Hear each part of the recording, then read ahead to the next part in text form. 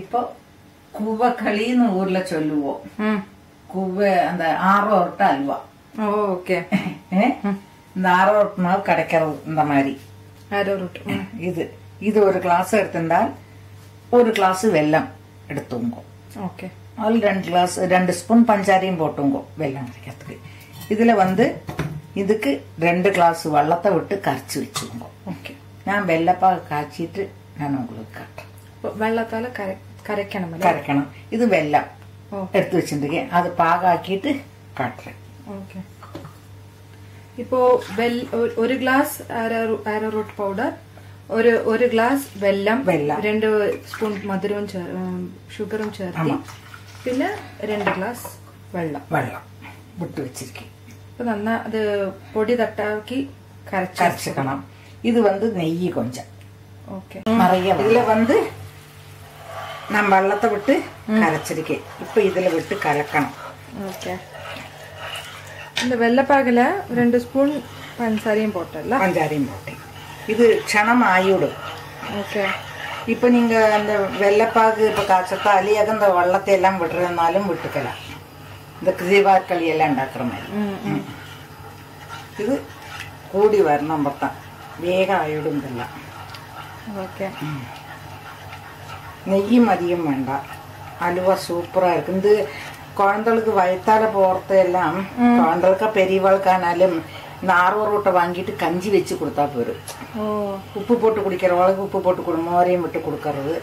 அது பிடிக்காதவாளுக்கு இந்த பஞ்சாரியை போட்டு மதுரம் என்னாச்சா போட்டு பாலையும் விட்டு கொடுக்கும். அதாவது இப்படி அந்த மாவை வெள்ளத்துல கரைச்சிட்டு அதை இது பண்றது கஞ்சி கஞ்சி ஆக்க. ஆமா. இது இப்போ மதுரம் போட்டிருக்கோம். இல்லாக்கி வெறும் கஞ்சியா வைக்கிறது எப்படி வைப்போம் அதே மாதிரி கஞ்சியா வச்சு விடுறது. பார்த்தாலும் அது க்ஷணம் வந்துடும். நல்ல அல்வாவா வரும். இப்ப நீங்கள் இது ஹல்வா ஆக்கிட்டு முறிச்செடுக்கிற மாதிரி பண்ண போறோம். இல்லைன்னா அப்படியே கூட வச்சுக்கலாம்.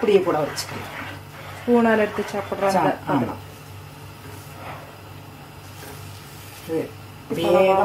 பளபளான்னு வந்துடும்.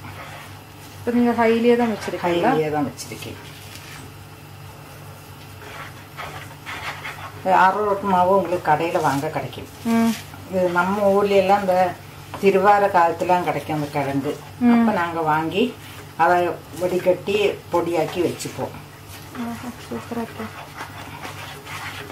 நெய்யும் அதிகம் எடுக்காது. கொஞ்சம் தான் நெய் எடுக்கும். அது மாதிரி நல்லா கலரிக்க வேண்டியது வெள்ளம் வெத்தலை கறிக்கு. அது நல்ல கலரா நல்லா இருக்கும். டேஸ்ட்டும் ரொம்ப நல்லா இருக்கும். அதோட வாசனை எல்லாமா எப்படி நல்லா வெட்டி வந்தாச்சு. உடனே கொட்டணும்னு இல்லை. இது வேகம் இந்த மைசூர் பாட்டானால அப்பத்தന്നെ கொட்டி பாத்திரத்தில் வச்சுக்கணும்னு இல்லை. இப்போ இதில் நெய் விடுறேன். உங்கள் தட்டில் நெய் பருத்தி வச்சிருக்கேன். ரெடி பண்ணி வச்சிருக்கல. இப்போ நிறைய நெய் வேண்டாம். சின்ன ஸ்பூனுக்கு ஒரு 4 ஸ்பூன் நெய் விட்டுருக்கேன். இதே இதுக்கு வேண்ட நெய்யாயாச்சு. பாத்திரத்தில் கலங்காக்கி பெரிய வரும்.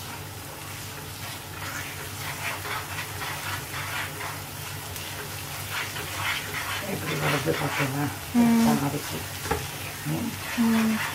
இதில் முந்திரி திராட்சை எல்லாம் போட்டு ஏலக்காய் எல்லாம் போட்டுக்கலாம். அது ஒரு தினசாக உண்டாக்கலாம். இப்போ நாங்கள்லாம் அங்கே திருவாதிக்கெல்லாம் பண்ணுறது இதுவும் பண்ணி சும்மா தேங்காய் பூவை அதில் போடுவோம். பட்டேன் அது ட்ரெடிஷ்னலாக பண்ணுறது அப்படி பண்ணுறது.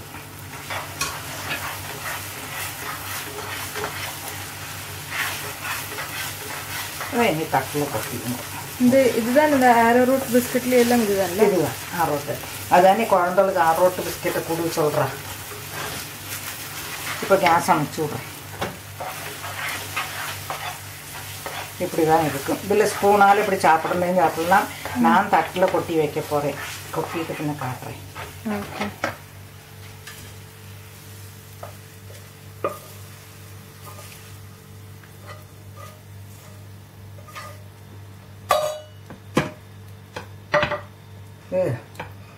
க்ளீனாக வரும். வேணா ஒரு சொட்டு நெய்யை விட்டு அதை இது பண்ணி மினுசம் வைக்கிறதுக்கு ஆறினா முடிச்செடுக்கலாம். Okay, super.